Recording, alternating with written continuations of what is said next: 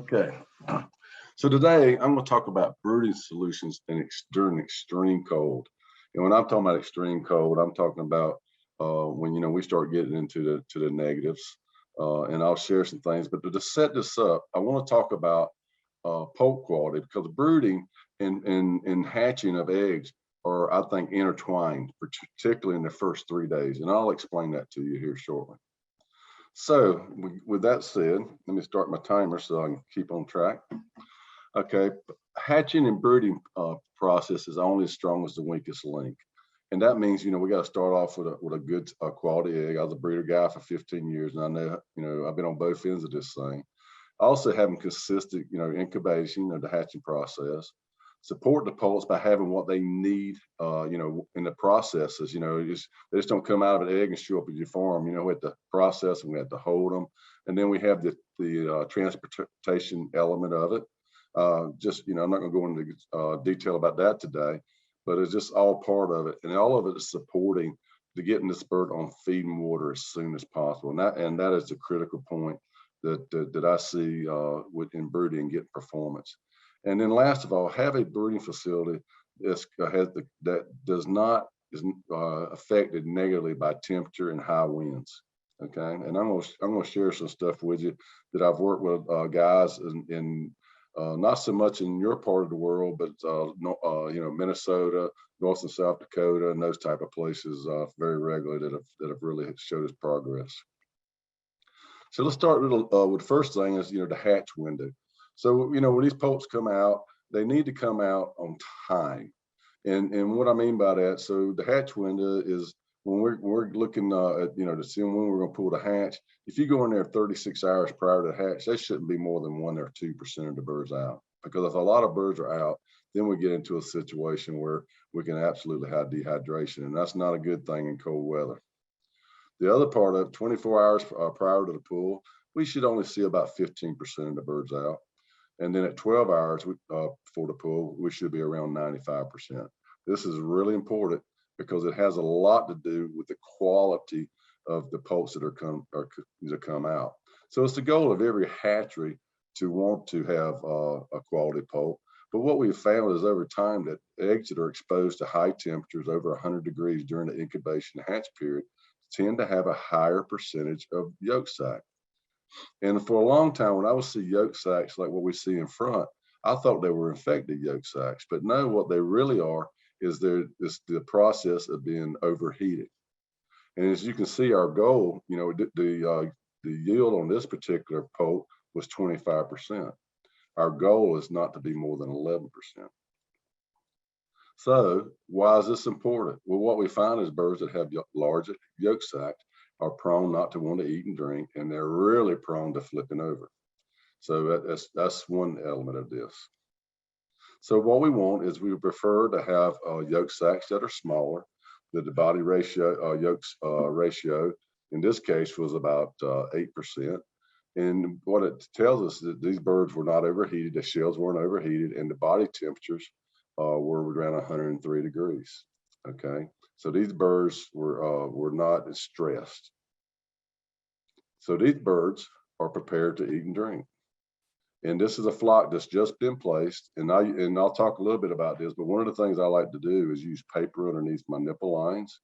And you can see that probably 90+% of those birds are doing what? They're eating and drinking right now. And that's what you want for these birds. So why is all this so incredibly important? Well, if you'll look here, this is some studies that looked at the development of the intestine tract in the first 7 days for birds that get on feed immediately. Okay, their intestinal mass will increase by 600% in the first 7 days. So if you look at the picture at the bottom, the birds that are on the picture on the left shows the villi of the intestines, and after birds have been on feed for 24 hours. The picture on the right is where birds are not on feed and water. That seems like 1 day, but the difference in performance at the end can be dramatically affected. This is a photo from Dr. Dana Hill that she'd done a lot of work at the University of Georgia, and we were able to see here, and I apologize for that. Not sure what I just did, but she just looked at a set of intestines of birds that have been eating for 48 hours versus poults that have not eaten. And you can already see how quickly this development happens. But the important part is that the intestinal tract is the largest lymph node organ in the body of that animal. That means it's the largest, it has the largest impact on the immune system, okay? Well, birds that don't eat, they develop corticosteroids. Anybody that's had asthma or inhaler, that's what they use to get rid of inflammation. So birds that don't have this, they develop the corticosteroids, and it actually acts as an immune suppressor for these birds. So the quicker we can get birds on feed and water, the better these birds are going to be, and the stronger their immune systems are going to be. So, you know, as I say again, the starting these poults is just an extension of what? The hatching process. For the first 3 days, these birds cannot control their own body temperatures. So we look at body temperatures a lot in our system. And when these birds are delivered to the hatch, from the hatchery to the farm, we want our temperatures of these birds to be no lower than 102.5 and no higher than 104.5. We call that the safe zone. But after these birds have been on the farm for a while, if things are correct, and I say a while, you know, 5 to 8 hours, then those temperatures should be somewhere between 103 and 104 degrees Fahrenheit. Okay. And that's very important because birds that get over, well, let's talk a little bit about how to do this, and then we'll talk about overheating. So it's very simple. You know, when you're doing this, you take insert the thermometer more than about 1/4 of an inch, and we just wait for an accurate reading. Of course, we want it between 103 and 104, or 139.4 to 40 degrees Celsius. And then that tells you if you're on the right track. And then you can look at behavior.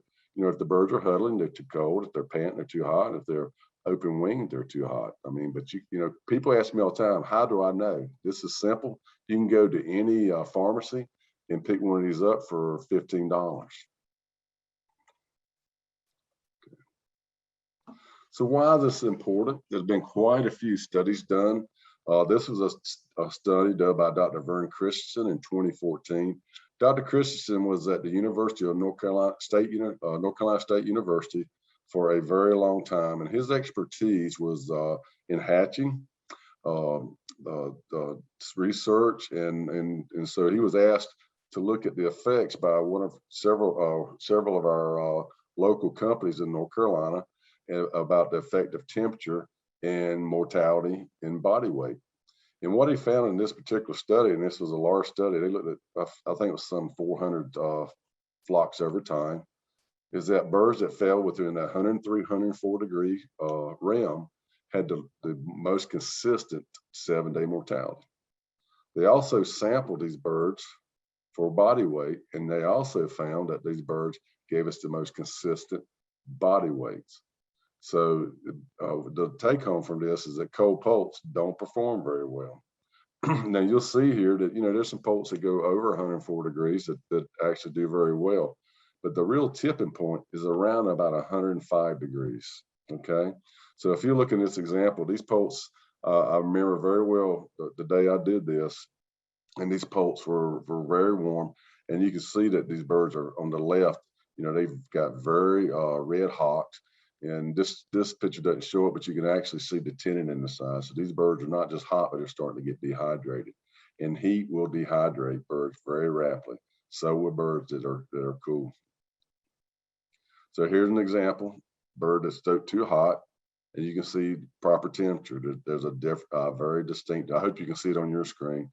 A very distinctive difference in the tint of the hawks. So early growth, you know, it matters, and it's all about having the correct floor temperatures, good poult activity, good early water and feed consumption.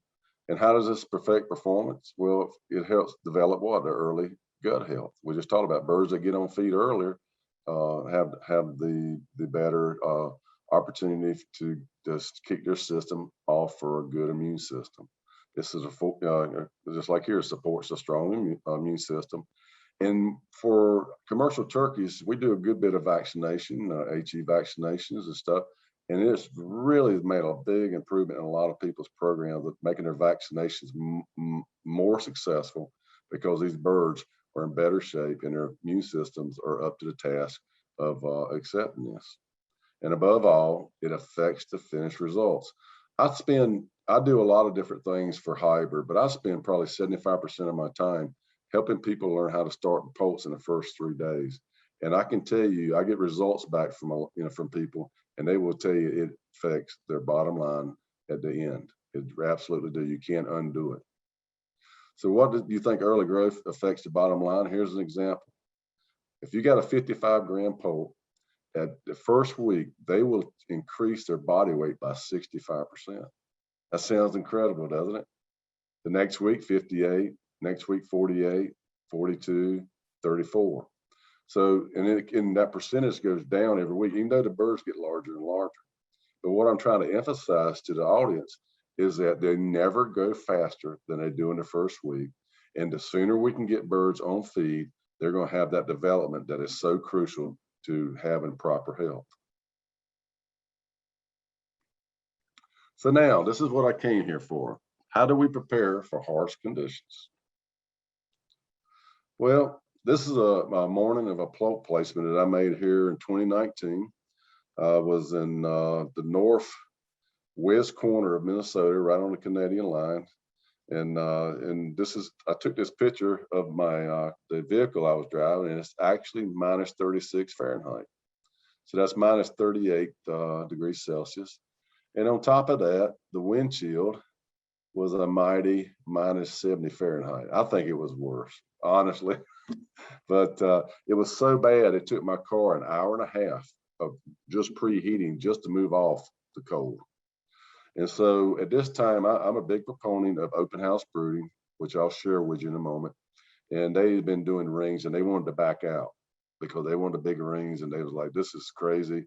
And I'll share with you what gave me the confidence to go ahead, because this thing was not just successful; it was incredibly successful. So let's start about, where do you start to prepare for such conditions? Well, first of all, you got to make sure that you pre-warm your house. Typically in the summertime, 24 to 36 hours, maybe 48 hours, depending on, in the fall. But in cold temperatures, 72 hours plus. I asked these guys, they were beyond 72 hours because they knew that this vortex was coming. And so that's critical. Of course, having the correct floor, room and floor temperatures that first day. And I'm going to talk to you very specifically what that needs to be. Set the ventilation to keep the carbon gases levels under control, because that's what I see a lot is high, especially high CO2. And I'll explain why that happens and how to correct it. Check the water sanitation, because for me, if you don't have water sanitation, you don't have biosecurity. I've been doing this a long time. And so that's key. Make sure we have the correct feed and water space. And then the sooner we get the poults on the feed and water, the better. And I've already showed you evidence of why that is the case. So we just talked about we need to go ahead and preheat the house. In in very cold conditions, I say no less than 72 hours. And this is a guy in Minnesota. It wasn't severe cold. It was probably in the low teens. But you asked me, what do you want the floor temperatures? And I said, well, around 92 to 94 degrees is pretty ideal. And so he was very happy. I went there and shot the floor there on the left. It said 92 degrees. He smiled. And then I took about a quarter to a half an inch of litter off in that same spot, and it went to 87 degrees. Now, sorry, I don't have this in Celsius. I normally would, but that is a dramatic drop. And so what had happened, they'd only preheated the house for about 16 hours. And so he hadn't built the heat into the litter. So he said, well, what do you think the results of this is going to be? I said, well, you call me in a few days and tell me. I said, but my experience is that these birds are going to come in here and pack this down, and they're going to get cold, and you're going to have a lot of flipovers. And this was only a 12,000 placement, and he called me the next week, and he had 300 flipovers. Well, after that, he changed his program, and guess what? That corrected itself. So let's talk a little bit. These are brooding temperatures that I recommend for whole house brooding, and the one I want you to focus on is the one in the middle. The one on the right is for forced air, and that's where we don't even have heaters in the house. We have people that just use, forced air or those type of things. I know there's people, I'm not sure out in your area, but in the Midwest that use fin pipe and just heat the air. But I'm going to focus on the whole room brooding, where we use some type of either propane or natural gas to heat. And what depending on the time of the year, 24 hours before placement, I want this house up to temperature. And that temperature needs to be somewhere between 92 and 94, depending on the heat and where your sensor's at, to give us the heat temperatures that we're looking on the floor. And I'll tell you what those are in a moment. So the 24 hours before, I'm already there, and I know I got everything correct. I'm already ventilating my house like I should. Of course, I place my pulse.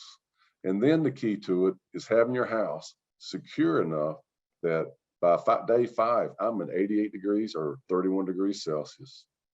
And by day 7, I'm around 87 to 30.5 degrees Celsius. And I have a lot of people say, you can't do that in the wintertime and those type of things. But if you want performance, you've got to drive the temperature down to make these birds consume. You got to start them off correctly. And then we got to have the correct air temperature, floor temperatures to make that happen. So here's an example. This is a curtain-sided barn, but it's a good example of what it should look like when we place poults. And you can see, the poults have been placed. They've actually been there for about the afternoon before, so they've been there about 12 hours. But the room temperature, was in that 92, 94 degrees range, and the floor temperature was in that 94 to 92 range. But look, they're using every inch of that building. And I see people all the time tell me, oh, I don't want that because I want the birds close to heat. Well, I want them close to feed and water because that's performance, okay? And so we got to create an environment that allows these birds. We got all these feeders and we got all these waters that they use them and use them to our benefit and their benefit.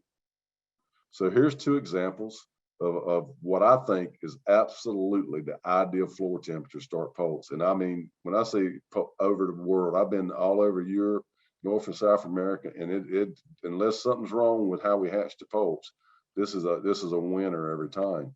And I want my temperature between my feed and my water to not be lower than about 92 and no higher than 95, with 93 to 94 degrees Fahrenheit or 34 to 34.4 Celsius is just ideal.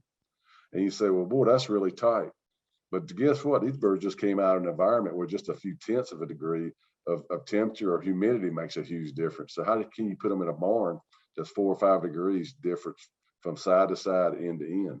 It just doesn't give the type of performance that we're looking for. Easy access to feed and water. Poults that eat and drink start to absorb their yolk sacs. Using paper like you see here on the right, man, that's been a great tool. And I learned that from the chicken folks.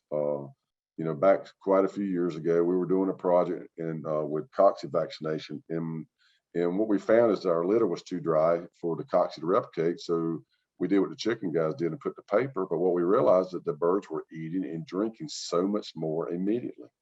So, and this paper is called 30-pound paper. And you get it in different widths, but about 2.5 feet wide to a yard wide is plenty. And we try to go in there and only feed it for a couple of days, and then we're done with it. But I guarantee you, if your poults come in, especially early lay poults, is a game changer, because what happens is they come in, they come packed with feed, and a lot of them never find the water. So you go in there and you say, oh, and I don't call them flip overs. I call them tip overs. You'll find them, you pick them up, and it'll feel like a little golf ball in their crop. And these birds never find water. And so what we found is by doing this, these birds don't have to go more than 2 or 3 inches, as you can see from feed to water. The water is in plain sight. And we started getting starts that were just remarkable on early eggs, because we reduced dehydration for those birds, because we all know that they're harder to start because the eggs are thicker and they have to work harder to get out. Also, is, and not counting this, but I also want 1 linear inch of feeder space for these birds.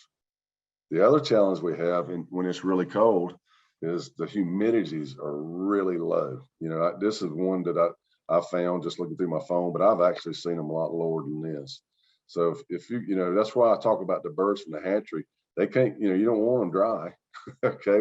And we got to get them to eat and drink, but sometimes that's just not enough. So what we've learned to do, we have a lot of customers that use this thing called hydrogel, and we'll actually do it at it in the hatchery.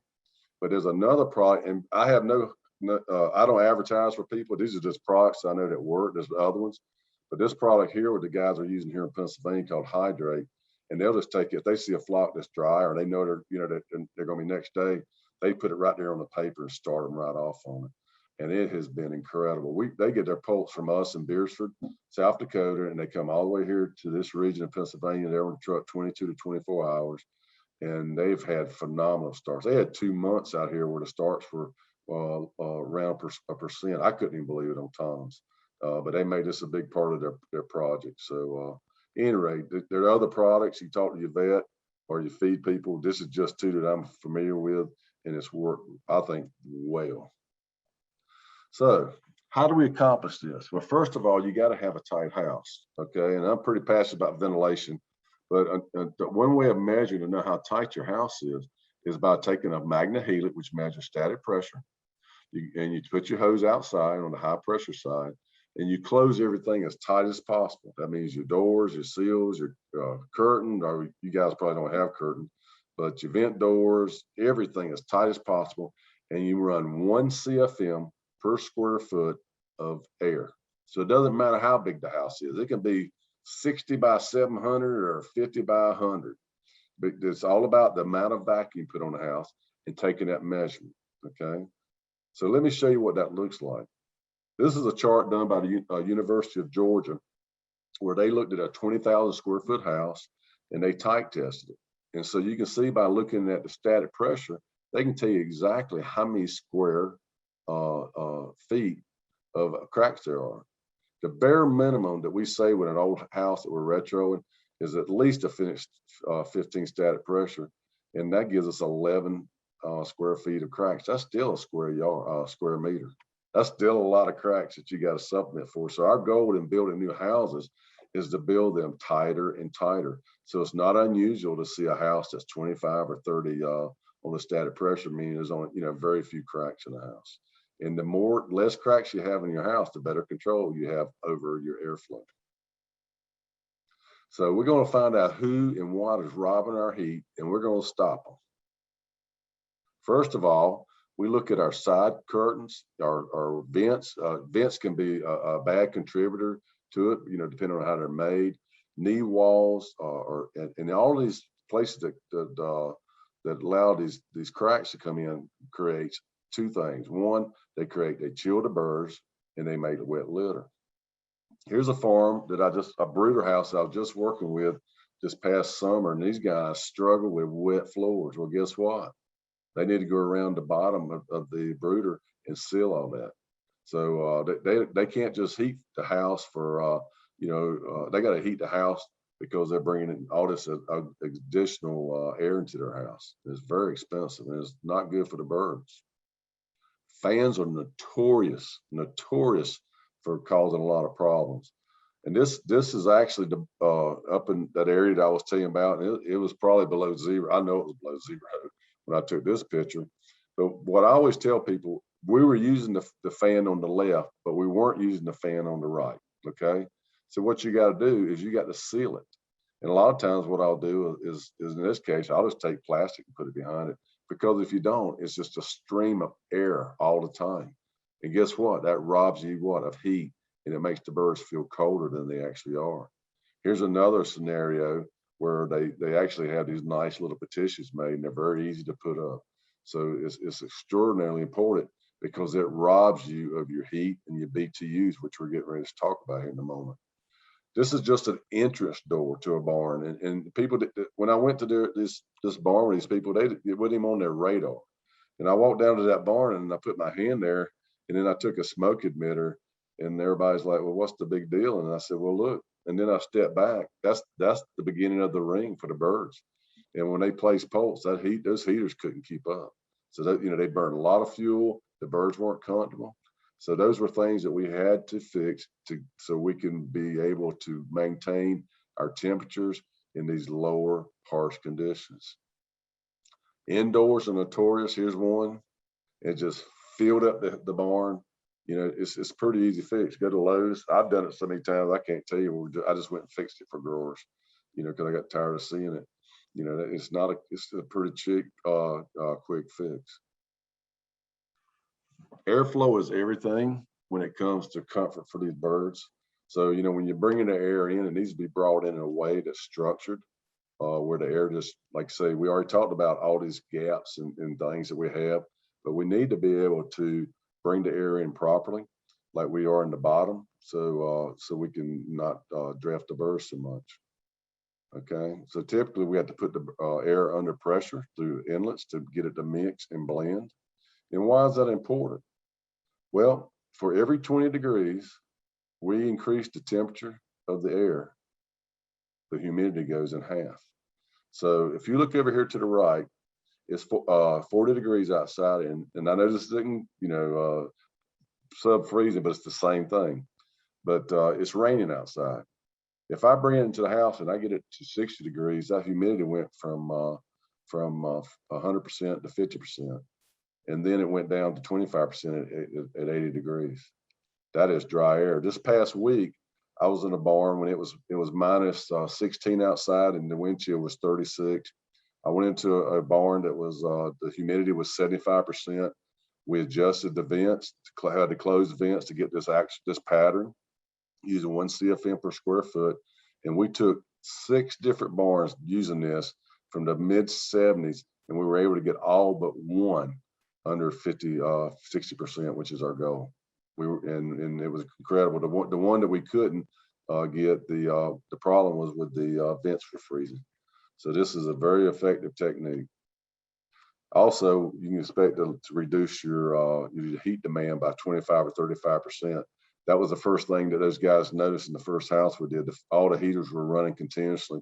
And then when we got done, you know, they were running 50% at a time. So there's real power in this, even if it's cold. I'm a big fan of stir fans. I know my time's running a little short here, so I'm gonna go pretty quick. But reduce stir fans helps reduce stratification air. That means air that doesn't move. It promotes much better temperatures. I can get these temperatures in these houses within 1 to 2 degrees on the floor from end to end with these flows, and I'll show you an example here in a minute. And then, of course, you mix the incoming and cold and warm so the birds don't feel it. And then there's 2 benefits. We usually see a significant reduction in fuel and a huge improvement in litter conditions. And that's what that's mainly what it's about, because we want the very best welfare conditions for our animals. And let me tell you, I've never done anything for these animals that didn't pay me back. If you take care of them, that's the way it works. So this is an old breeder house that I was asked to go help brew some turkeys in, and there were a lot of issues with it. It's very loose, but I took the smoke emitters and I set them off, and then I let the smoke just hang there because we weren't getting any air movement. And then I did this. I turned the stir fans on, and these are not the correct stir fans, but it does tell it the story of what I want you to know. See, the air is coming out of that fan straight, just like a boat going through the water. So it creates a wake. Well, notice what the air on the sides are doing. It's going in the opposite direction. Okay. So what happens if you have these fans at the proper volume? What also happens if you bring that cold air in and mix it between the fans, what happens is the air between the fans starts to rotate between the fans. So all the time, even if you're even during the time when your fans aren't running, you have air movement and it collects moisture. And that's one of the things that we were able to do this week. They had stir fans, but they weren't running them when I got there, or they were running on timers. And we set them up in the right configuration, ran them continuously, and it just ran that humidity down. Also, you know, just what I was saying, it moves air at the floor. I like to use smoke emitters because you don't want to draft poles. You can see here on the left, it's obvious we're going, way too much air. On the right, it slowed it down. And I can tell you, I remember this very well. This poult started off fantastic. And this was a company that normally didn't like to use stir fans. There's 2 different ways to set stir fans up. Houses that are 55 feet or less, I usually put one group down the middle and I run them each way. And then houses that are wider than that, I'll put 2 rows. So and I'll put them in a racetrack configuration, and I love doing that because I can take the air and move it from one end of the house to the other so easily. Anybody that's interested in this, that's got a project, I'll show you my information here in a moment, and you contact me. I'll give you all the information on this that I can. Here, I took this video because this is just classic. You see that air is just going straight, and that's what you want your fans to do. I don't want a fan that spreads it. I like to place them about every 50, 55 feet, and you can see that air is displacing, and the birds will never feel it. That is the key to making this work. Also, high carbon gases can be a big issue for poults and make them very lethargic. Our goal is to have the CO2 less than 2,500 and carbon monoxide less than 20 parts per million. And I'll explain quickly what each means. High CO2 comes from poor, unventilated barns. It can also come from not having enough BTU output, where the stoves just have to work so hard in cold weather to maintain temperature. And it's because they burn more fuel. So undersizing the heat systems actually causes you to burn a lot more fuel and a significant amount of fuel. I tell people I'm never going to be under 70 BTUs in your region, probably somewhere between 70 and 80. I just talked to the guys I was with last week. They're between 75 to 78, and they can maintain, but they have well insulated houses, and they're not a lot of drafting, because all this drafting I'm talking about is a negative. It's a negative. I can take 10 BTUs a square foot off just because of all that stuff. So it's important to understand. So the loose houses, are killer for heat. And also, don't forget poor insulation values. I ask people all the time, well, what's your insulation value? I don't know. The house was built 30 years ago. Well, you need to know, because I've seen people go back and re-insulate their ceilings and different things and just have dramatic effect on how dry the house is and how it functions. Here's 3 different brooders in Iowa and that I did this past, not this winter, but a couple winters ago. And I was just there on the right day. I went to 3 different brooders. The birds are about the same size. And I went to brooder 1, and they had 46.6 BTUs, and the CO2 was 3,500. And we worked on it, and I said, dude, ain't nothing I can do for you. This is as good as it's going to get at this temperature. Went to the next brooder, it was 66 BTUs. And we worked on everything, and we could get it down to 2,400, which is right there on the line. And then, of course, I go to the third one. And again, this was just my lucky day. There were 70 BTUs. And guess what? We're at 15 ppm. All the houses are vented basically the same way. You just got to have enough horsepower in the hood to run that house. Okay, that's what it's about. You got to get rid of the leaks and make it work.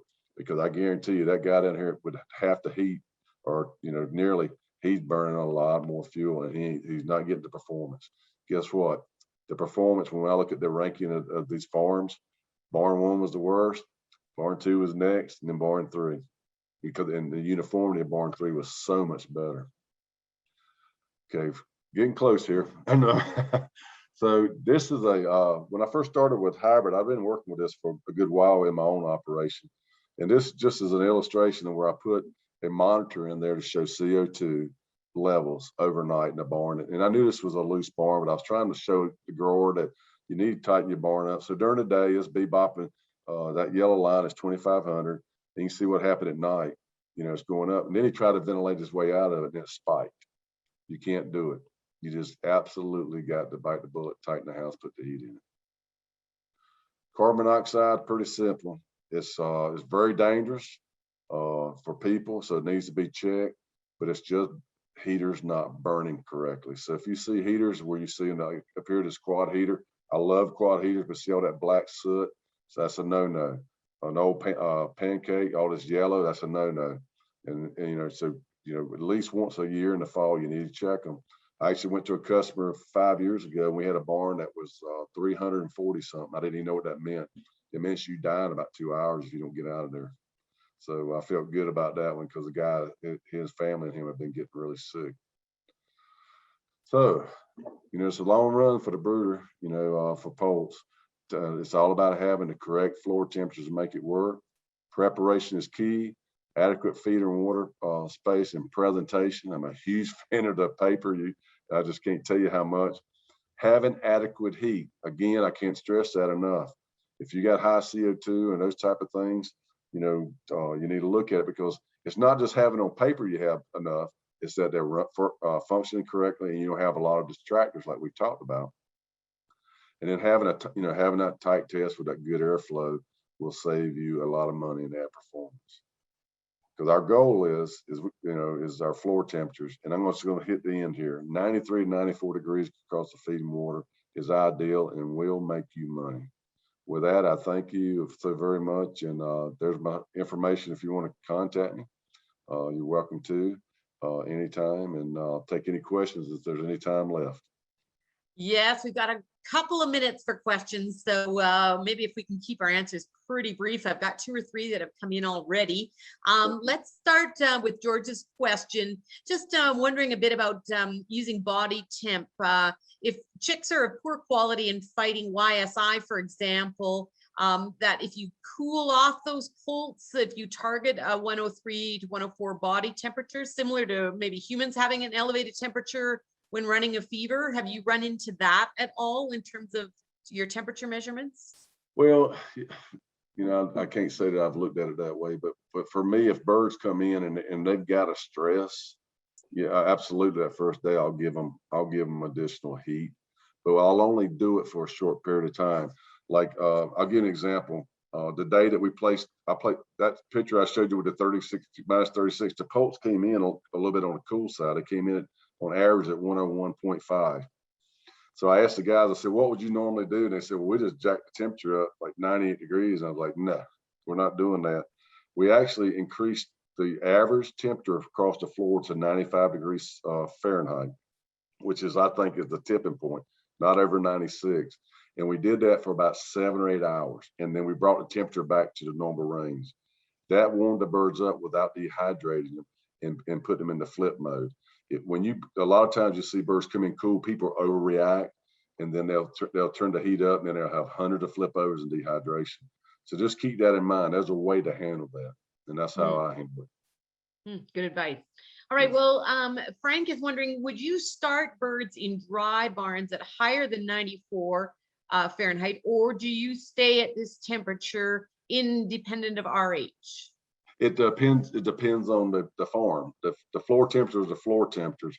Like I'll give you, for instance, I got some guys over in Germany, in the Netherlands. All they use is forced air, and so our room temperature will be 95 degrees, but the floors will be in that 93, 94 range, because you're always radiating cold from the ground. And so to me, the floor temperature is all that matters. The air temperature is just a symptom of what we're trying to create on the floors. So, and depending on where your sensors are, type of heat, I have guys that start off at 94. I have guys that start off at 92, and it just depends on. So that's why I use a quality infrared gun and know how to use it. And quickly, the way you use it is you don't walk in a barn and it's cold because it's plastic. You acclimate it in that barn for a good 20 minutes in the area you're going to use it, and then you'll get accurate readings. Yes, so along that same vein, then there's another question on what your thoughts are on in-floor heating. I tell you what, I think it's expensive, but I've seen some really nice stuff with that. If you can afford it, it's a good thing. I got a customer, I won't say where. I get frustrated with him. I've been out there many times because he's not a very good ventilator, but his litter's always dry, and he gets pretty decent results. And because of that, if he would just listen to me a little bit. But he has in-floor heating, you're saying? Yeah, it does make it's a nice thing, but I don't. It's very limited that I see in the industry. Right. Very limited. Okay. And Benjamin is asking, would you suggest standard diet instead of supplements during colts transportation from the hatchery? Supplement diets from transportation. Yeah, like the stuff I was showing there earlier, that gel stuff. We've had customers that especially on long runs, that use it, and we feel like there's absolutely some good validity to it. I'm a big fan of doing it at the farm as well, because you just you've seen the video. It's just been incredible. what we've been able to accomplish. And also, if you have birds that, for whatever reason, coming in a little dry, you can do it a day or two later. Just roll more paper down, put it out. They'll come in and consume it, and take birds that are a little marginal and get them through, especially if they're going through a cocci cycle as well. Mm. What about in the case where poult's performance is compromised? They don't sufficiently eat or drink at first week. What other options can be used? Well, that's what I was saying. That's if you don't get them to eat and drink that first week, boy, that's a tough one. So that's why we put all the effort up front. I don't wait to see if the poults are going to be marginal or fantastic. This is what I recommend for my customers, and I got a lot of customers now that do this. It's just part of their regimen, and it's been really successful for a lot of people. So so if you got that marginal poult, you're ahead of the curve. And then another question on, are the feeds also pre-warmed? Are you thinking about warming the feeds at all? No, but well, the feed's going to be pre-warmed, because when you put it in there, most people are going to put it in the afternoon before, or several hours before. So that's usually not a problem. But you bring up a really good point. I'm a big opponent of flushing water lines, but not closer than about 2 or 3 hours before placement. Probably in the wintertime, not more than 3 to 4 hours, because I had to deal with the guys in Iowa. I told them how important it was to flush, but these guys were flushing while they were dumping. And so I don't know, here in the winter, year round, groundwater is about 55 degrees Fahrenheit. Well, I don't want birds coming in off the truck and gulping down 55-degree Fahrenheit water. It's okay, after they come in and they've gotten their fill. It's like you and I taking a glass of tea, iced tea, and drinking all of it. It's going to give you a brain freeze. But if it's warm, the birds will sip it. They'll come in, they'll gorge, and then you can start flushing, and then they'll sip it, and they'll be fine. But that's a really good question. Right. Okay. And maybe I'll just sneak this last one quick in. One producer was wondering why there was highest mortality rate at 103 to 104 from the study. You showed the data. Do you recommend lowering or increasing the temperature? So the higher mortality, or yeah, this person was wondering why there was highest mortality at 103 to 104. Well, she may be talking about 1 or 2 points, but on average, the best average was between 103 and 104. Anything below. So yeah, that's always outliers. I mean, those things out of control. But this was a large study. It was like 400 flocks that they looked at. So statistically, that's where it failed, was when 103, 104. And I promise you, I've done enough of this now. I'm confident in it. You bet. Okay. Well, other people in the chat have said great presentation. Proud to have you as part of the hybrid team. So thank you all so much. It's been a pleasure.